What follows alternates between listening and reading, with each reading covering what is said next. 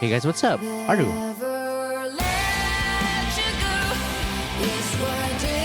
The glorious motherland of Snezhnaya is a region shrouded in eternal winter and mystery. As one of the most formidable nations in Teyvat, Snezhnaya holds a unique place in the world's balance of both power and lore, as well as politics. Governed by the mysterious Cryo Archon, the Tsaritsa, this land is both feared and revered for its unyielding climate, super advanced technology, militaristic prowess, unknown primordial powers, as well as their mission to take the Gnosis. At the very core of Snezhnaya's influence, however, is the Fatui, an organization of misfits that extends the Tsaritsa's reach far beyond her frozen domain, and is honestly the only region that has secret hideouts as well as establishments in every other region. Acting out as her emissaries, enforcers, as well as shadowy negotiators, the Fatui have played a key role in shaping Teyvat's political and economic landscape. That being said, their aggressive and ruthless methods have earned them a reputation that casts a long, cold shadow over the world. Get it? Because Project Stuzha?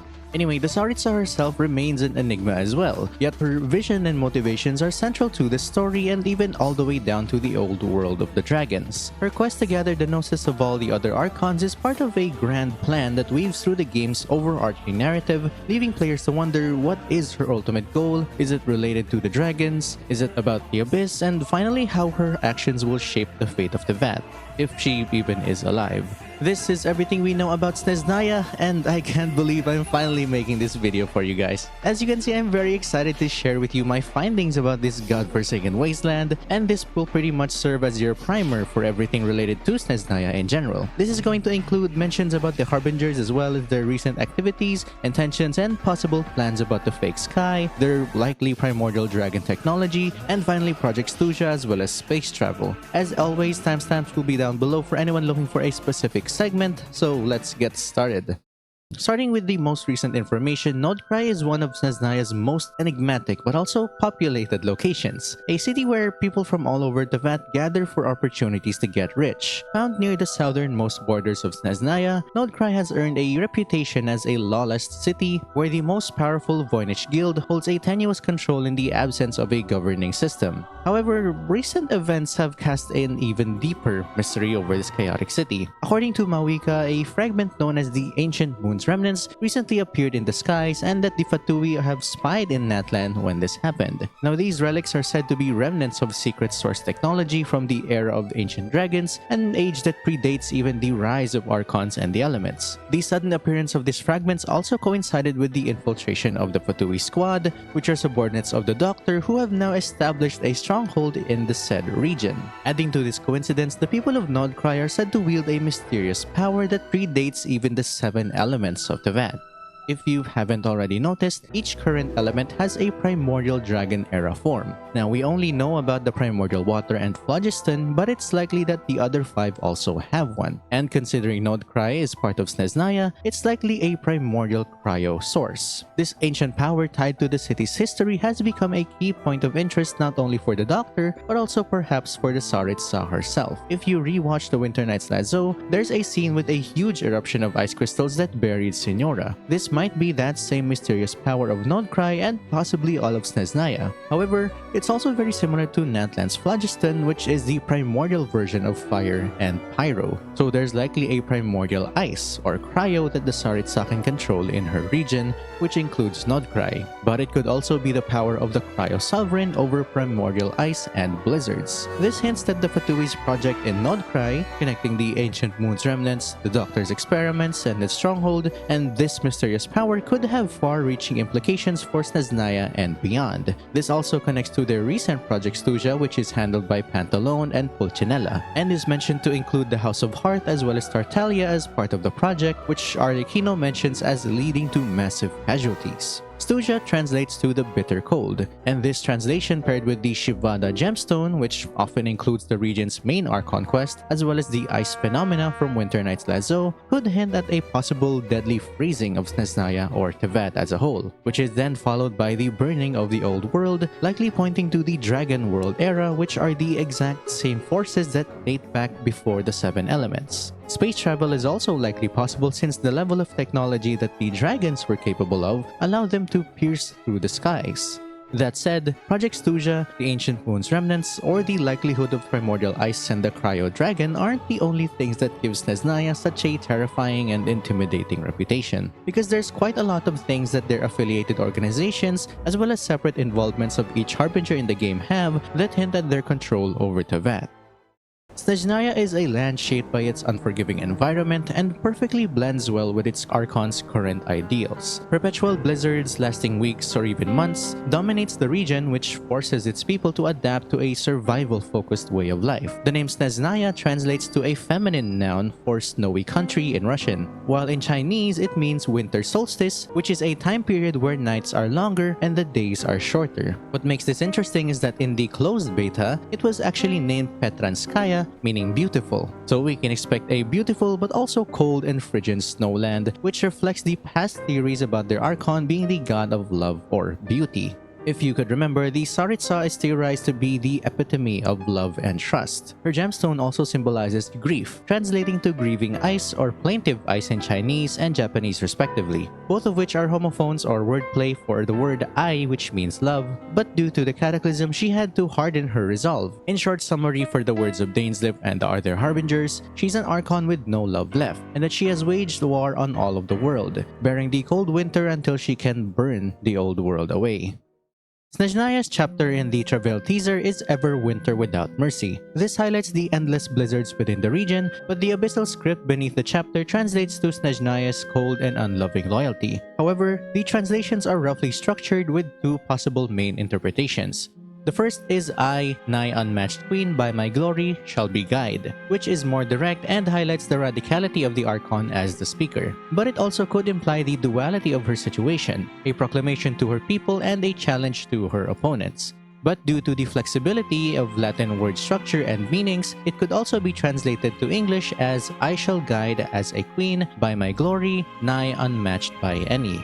This is a bit longer and not directly translated, but its implications and meanings could be better defined, focusing on the Archon swearing fealty to her people, but also as the self-proclamation as the unmatched guide. There's also a more stern and serious tone which connects to her theorized role as the god of love and sudden transition, which, if you've noticed from the Fatui, the Harbingers and their people, reflects the cold loyalty of Snezhnaya and their Archon, a god with no love left but is loyal until the cold, bitter end. Based on child's lore and story, most Snezhnayans spend their days indoors, where familial bonds and camaraderie provide warmth against the blizzard. Despite these challenges, moments of beauty can emerge, such as the stunning aurora that illuminates the night sky. Now, apart from the obvious locations, an aurora is enough to narrow down which possible countries could be inspired from in Snezhnaya.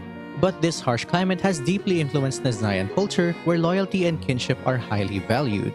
And traditions like the chilling nursery rhyme Tusser has about pinky promises underscore the importance of trust and the almost gruesome result of betraying that trust. This emphasis on loyalty extends to broader groups such as the Fatui's iron loyalty to each other and their Archon, to the point that a single betrayal would mean ending your life or even being hunted down by your own comrades, as seen from the many encounters and quests we've had with every Fatui member. Betrayal is also called a debt, and Snezhnaya's debt collection practices ensures that no debt, monetary or personal, goes unpaid. These values are even reflected in everyday customs such as drinking firewater in the cold, grueling blizzard night.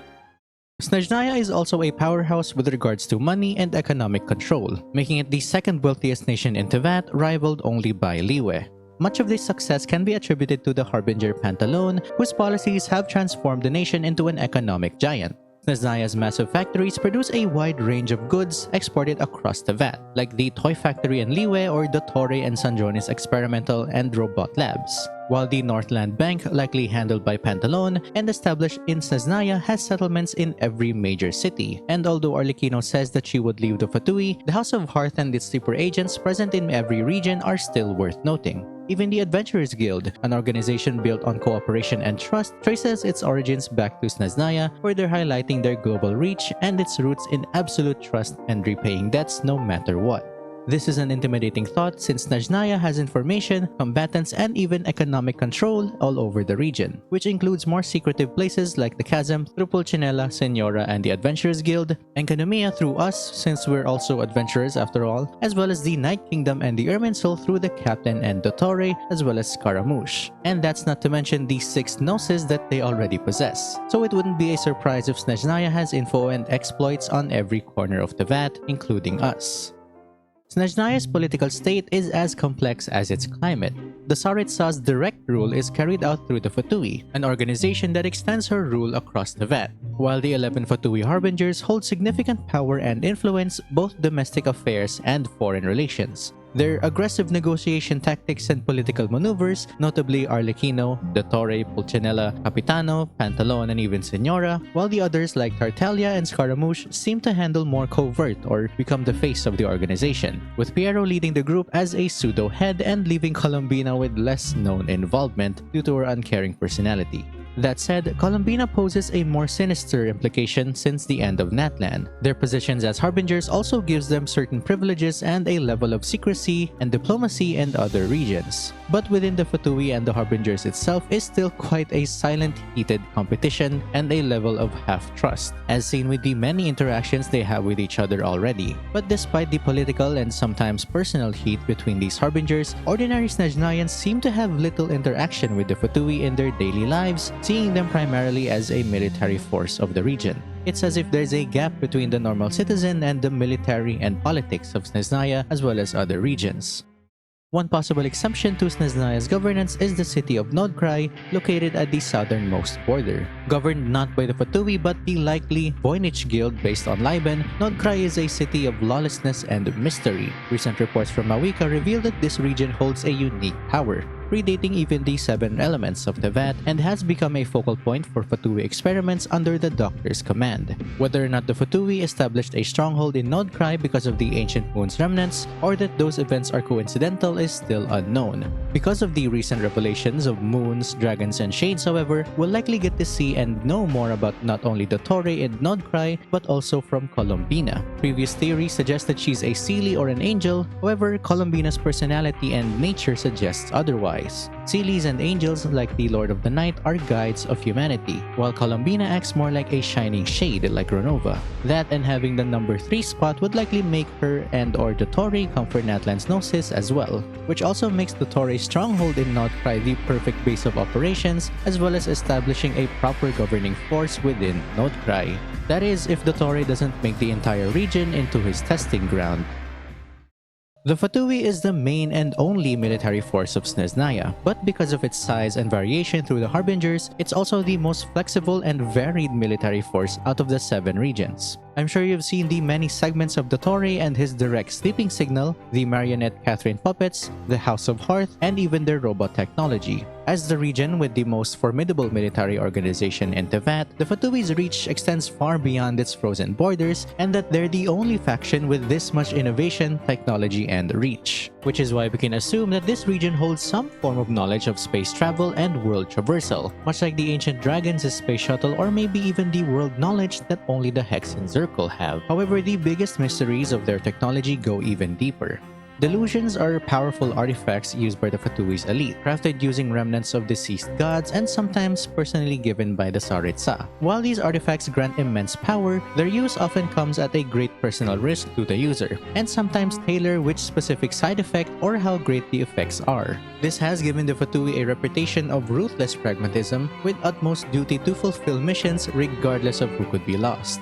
The military hierarchy of the Fatui is equally impressive, with a clear division of roles that ensure their operations run with precision and are controlled by the right commanding officers. Low-ranking members function as diplomatic and information gatherers in the political and public scene. Skirmishers form the bulk of the force, specializing in coordinated attacks to overwhelm enemies. Higher-ranking members such as Fatui agents, Citizen mages, and mirror maidens operate independently, relying on delusions to execute their missions with deadly efficiency. A separate branch from the House of Hearth are the agents of Arlecchino, which are commanded directly by her as well. This powerhouse of forces is handled by the Harbingers, with each having their own unique and even mysterious powers and controlling their own branch of the military, which is then directly ruled by the Tsaritsa Tsaritsa in a pseudo-dictatorial rule from the Zapolyarny Palace. This is where the Tsaritsa lives and enacts her will to the other diplomats as well as the Harbingers. Something interesting about this form of government and military is the level of freedom given to each Harbinger to pursue their own truths and motivations, with the only drawback being to serve their Archon when they're told to. This extends to all of their forces including the Harbingers and maybe even their director, Piero, of which he also has his own plans relating to Conria, which likely aligns well with the Tsaritsa's ideals, or is just using his position to further his own secret goals, much like the other Harbingers today. And there we go, pretty much everything I could find about Snezhnaya as well as the Harbingers in one nice video package. If you enjoy this type of video and want to see more, please leave a like, comment your thoughts, and consider subscribing to the channel. Now, if you were expecting a more in-depth video about the Harbingers or even a theory on what may happen in the future regarding these Ice, Project Stuzha, the Moon Remnants, and Dotori or Columbina, I'll be making a video highlighting those in the future. With that said, the amount of lore that gets thrown at us every patch is honestly very overwhelming, so I appreciate you guys being patient and still enjoying the videos I put out. Now that's gonna be it from me. I'll see you guys in the next video, yeah? As always, like, comment if you enjoyed, subscribe and hit the bell for more of my ramblings, and stay mad theorists. Bye!